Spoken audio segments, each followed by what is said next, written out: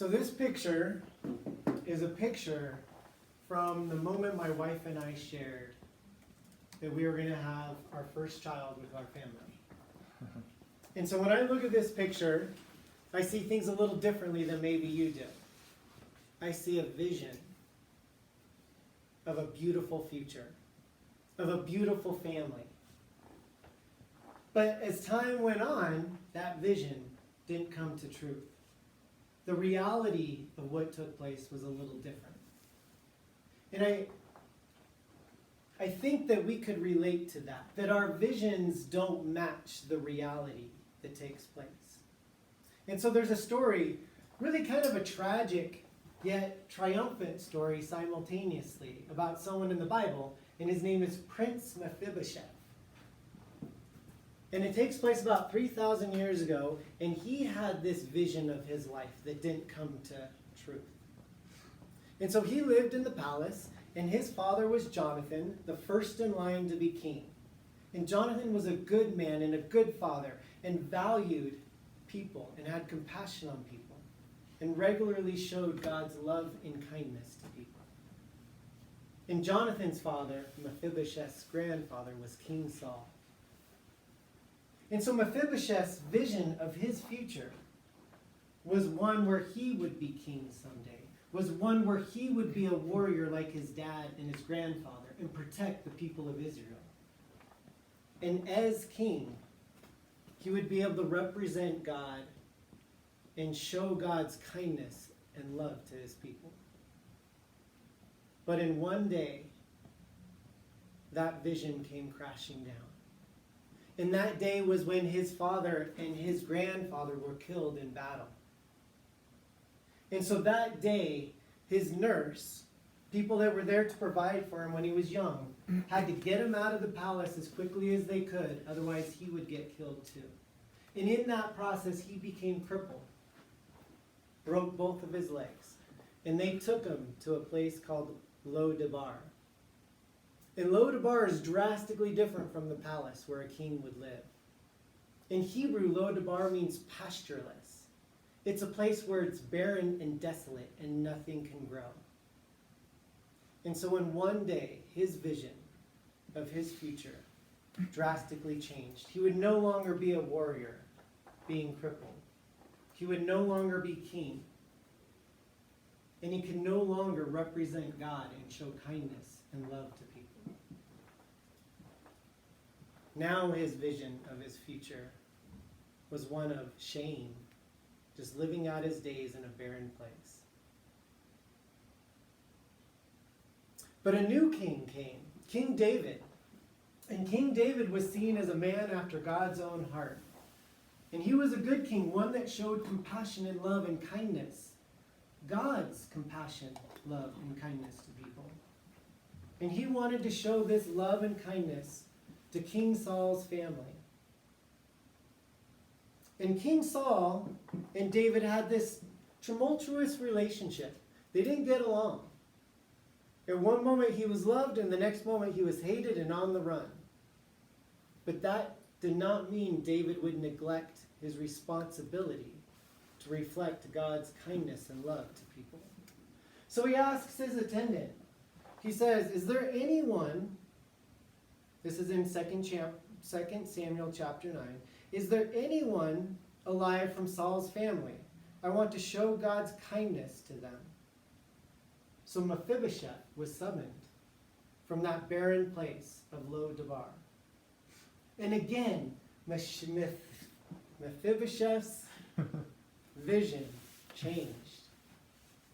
Now he wasn't going to live a life of by himself in a barren place. He was going to get killed, a public death, and a humiliating death. Because there's no way a king would allow a prince from a previous reign to live. Let's pick up in 2 Samuel 9, 7, and 8, and we look at this encounter. David says, don't be afraid. I intend to show kindness to you. I will give you all the property that once belonged to your grandfather Saul, and you will eat here with me at the king's table. A later verse in number 11, verse 11 says, Mephibosheth regularly ate at the king's table, like one of the king's own sons. Mephibosheth bowed down respectfully and exclaimed, "Who is your servant that you should show such kindness to a dead dog like me?" You see, in a cultural context 3,000 years ago, this is unheard of. David's decision makes no sense. Mephibosheth has nothing to offer. He couldn't give David anything. And so David reaching out to Mephibosheth makes no sense. There'd be no gain there. But David's actions to Mephibosheth represent God. These actions can be parallel to the actions of Jesus Christ to us. Christ does not care about your past or what you have to offer. Like David and Mephibosheth, Jesus Christ is calling all of us out of a crippled and desolate life to be with him at his table. Mephibosheth's name in Hebrew means to make shame disappear. Jesus Christ died on the cross for each of us. Christ was shamed and humiliated. He took our shame from sin. And by our faith and trust in him, we can sit at the king's table, at God's table, as a member of his family. Ephesians 1:5 says that God decided in advance to adopt us into his family by bringing us to himself through Christ Jesus. That Christ brought us out of our desolation, giving us a hope and a new vision of the future. A future with God. A future with security of our place at his table. This vision is permanent. This vision will never change. Earlier I showed you a picture. And I had a vision of that picture. And again, that vision at that time didn't match the reality. You see, the reality I envisioned for my family was that my kids would grow up in a neighborhood and be able to play with the kids in the other kids in the neighborhood. And as our family was growing, a couple of houses down, there was a family that their kids were growing. We had 3 boys, they had 2. And through unfortunate circumstances, our families, the relationship soured. It soured to the point that when we saw them at Wild Island one day, one of them came up to me and said, "It's really too bad what has happened between us. Because our kids could have been great friends." It was heartbreaking to me. But I made a choice. I was going to continually show God's love and kindness to these people.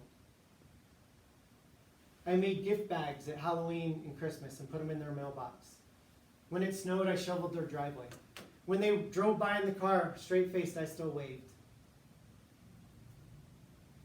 When their dog got out, I watched it. And when they were late to pick up their kids from school, I stayed there until they were safe.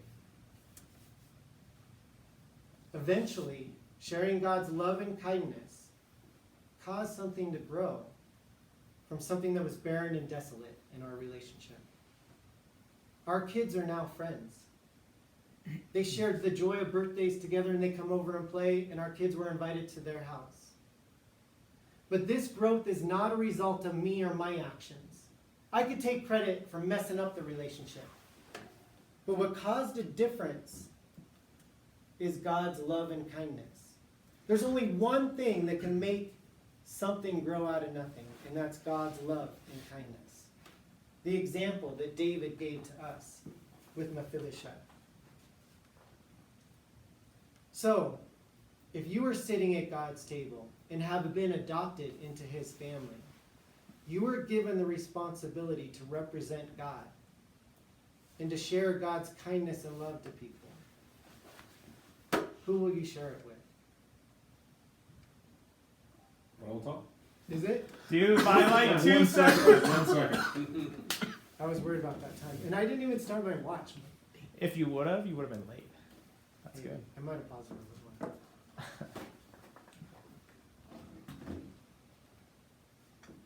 All right. Leave the bus stop recording. Oh, nope. No, bye.